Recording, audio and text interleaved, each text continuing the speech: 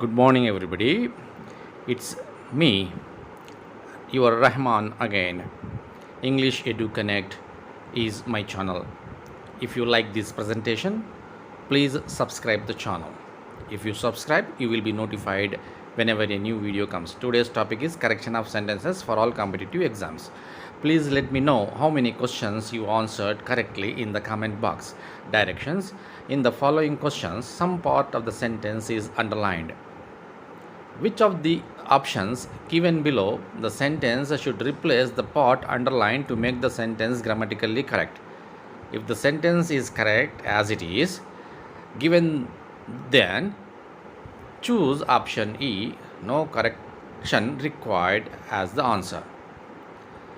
So look for the option. If the question has no error, if the question needs no correction, select option E.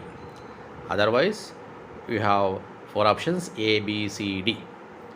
You can select the option accordingly to the underlined part of the sentence so that it can be replaced with the correct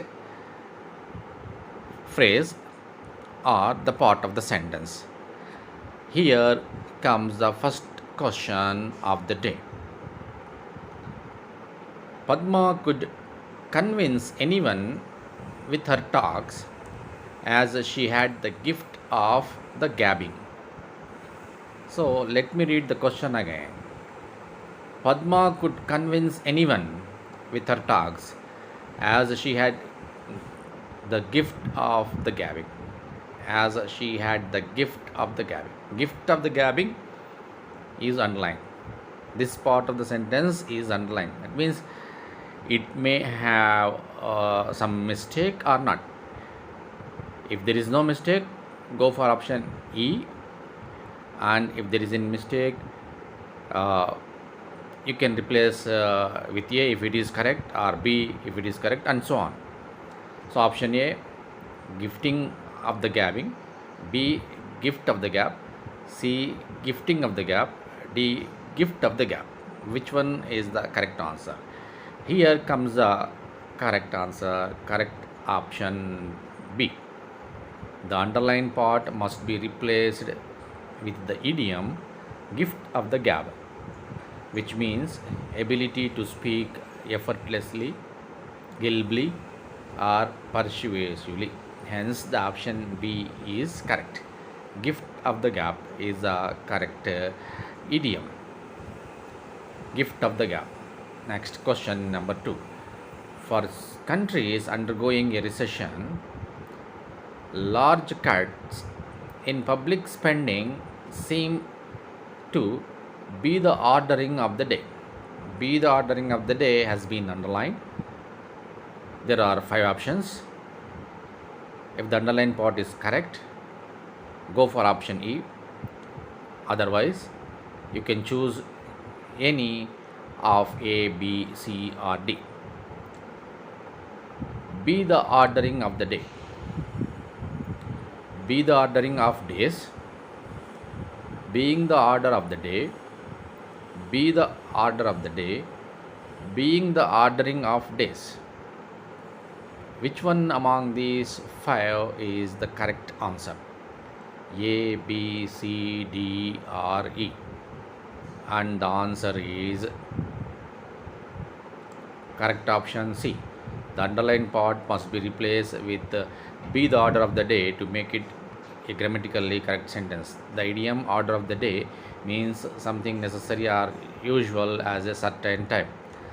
Example, warm clothes are the order of the day when camping in the winter. Example, going to bed early was the order of the day when we were young. Hence, the option C is correct. Here comes the question number 3.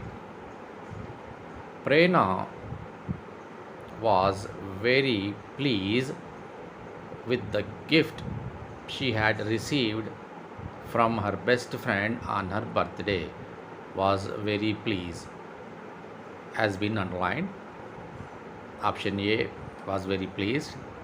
Option B, was very pleasing. Option C, is very pleased. Option D, is very pleasing. Option E, No correction required. Which one do you think is the correct answer for this question? Was very pleased must be replaced with was very pleased, or was very pleasing, or is very pleased, is very pleasing, or no correction required. And the answer is correct option A. The underlined part must be replaced with was very pleased to make it a grammatically correct sentence. Pleased is an adjective which means feeling or showing pleasure and satisfaction, especially at an event or a situation. Rima is pleased to hear that she has secured second position in her class test. Hence, the option A is correct. And the next question is, she was so scared on seeing the lion that she shook like a leaf. Shook like a leaf has been underlined. It must be replaced with the correct answer. Shake like a leaf, shook like a leaf, shook like a leaves, shake like a leaf. No correction required. I repeat the question. She was so scared on seeing the lion that she shook like a leaf. Which one among these five options is the correct answer? If the underlined part is correct, go for E. Otherwise, choose A, B, C, or D. And the answer is option B. The underlined part must be replaced with shook like a leaf to make it a grammatically correct sentence. The verb shake means to tremble with emotion, cold, etc. And in the current sentence, past form of the verb has to be used to match the sentence, to match the tense in the sentence. Hence, the option B is correct. Shook like a leaf to match the tense in the sentence. And the next question, Meena had the presence of mind to get out of the way as the bus sped out of control past her. I repeat the question. Meena had the presence of mind to get out of the way as the bus sped out of control past her. Presence of mind has been underlined. It must be replaced with the correct option. Option A, present of mind. B, present mind. C, presence in mind. D, presence to mind. E, no correction required. Which one do you think is the correct answer among these five options? A, B, C, D, or E?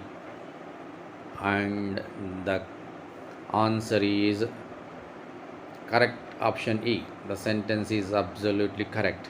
Hence, the option E is correct. The sentence is absolutely correct.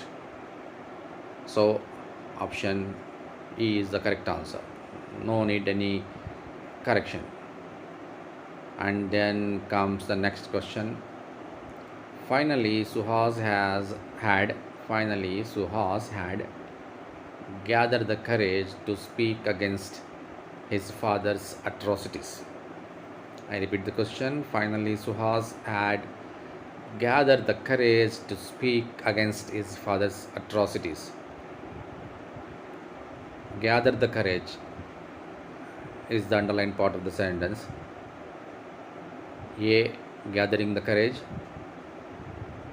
B, gathers courage. C, gathered the courage. D, gather the courage. E, no correction required. So, gather the courage should be replaced with the correct option A, B, C, D, or E. Which one do you think is the correct answer? And the answer comes here. Correct option C. as a sentence is in the past perfect tense, the past participle of the main verb, that is gathered, will be used. The underlined part hence must be replaced with gathered the courage to make it a grammatically correct sentence. Hence, the option C is correct. The other options A, B, D, and E are incorrect. Option C is correct because it is in the past perfect tense. So we must use a past verb. Gathered is the past verb. Gathered will be used. Gathered the courage is the correct replacement here. Gathered the courage. And the next question, her entry to the office party was restricted as an official inquiry had been constituted against her. I repeat the question. Her entry to the office party was restricted as an official inquiry had been constituted against her. Was restricted has been underlined in this question, and it should be replaced with the correct option. There are 5 options are there. Option A was restricting, option B is restricted, C was restricted, D is restricting, E no correction required. Which one do you think is the correct option? A, B, C, D, or E? And the correct answer is correct option C, as the sentence is in simple past tense and in the passive voice. Past participle of the verb, that is restricted, will be used. The underlined part hence must be replaced with was restricted to make it a grammatically correct sentence. Hence, the option C is correct. Simple past and passive form. So, was restricted. Next question, Rima was at her wits' end trying to figure out what to buy for her birthday's party. At her wits' end has been underlined. Rima was at her wits' end trying to figure out what to buy for her birthday's party. Friend's birthday, for her friend's birthday. Option A, at her witting end, B, at her wit ends, C, to her wits end, D, so wits end, E, no correction required. Which one among these 5 options, A, B, C, D, or E, is the correct answer? At her wits end has been underlined, and the correct answer for this question is option E. The sentence is absolutely correct. The idiom be at wits end means to be very worried or upset because you have tried every possible way to solve a problem but cannot do it. I have tried everything I can think of to make her eat and she flatly refuses. I am really at my wits end. So, be at wits end is the correct answer, and the sentence does not require any correction. It is absolutely correct. And the next question,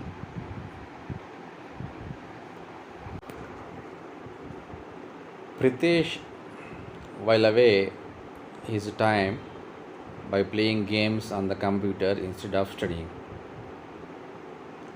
Pritesh, while away his time by playing games on the computer instead of studying.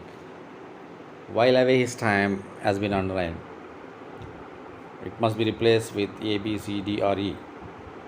Option A, whiled away his time. Option D, whiled against his time. Option C, whiling away his time. Option D, whiled away his time. Option E, no correction required. Which one is the correct answer? A, B, C, D, or E? There are 5 options. If sentence requires no correction, go for E.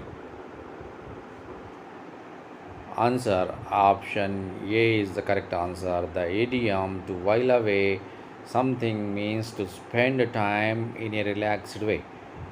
Example, commuters while away the time they are stuck in traffic by listening to their favorite radio station. In the correct sentence, the sentence must be either in simple present or in simple past. In the simple present tense, the correction replacement will be whiles away, as the subject is singular in number, and in the simple past sentence it will be whiled away, which is given there as option. The underlined part hence must be replaced with whiled away his time to make it a grammatically correct sentence. Hence, the option A is the correct answer. Next question. She rushed to the station but could find any trace of her daughter there. She rushed to the station but could find any trace of her daughter there. Find any trace has been underlined. Option A, B, C, D, or E. Not find any trace. B, find not trace. C, found not trace. D, finding no trace. E, no correction required. Which one is the correct answer? A, B, C, D, or E? Find any trace is correct, or it must be replaced. If it is correct, go for option E. Otherwise, choose anyone from A, B, C, or D. Option A is the correct answer, as the context suggests one's ability to do something. The grammatical construction not will be used right after the modal could. The underlined part hence must be replaced with not find any trace to make it a grammatically correct sentence. Hence, option A is correct. Option A is correct.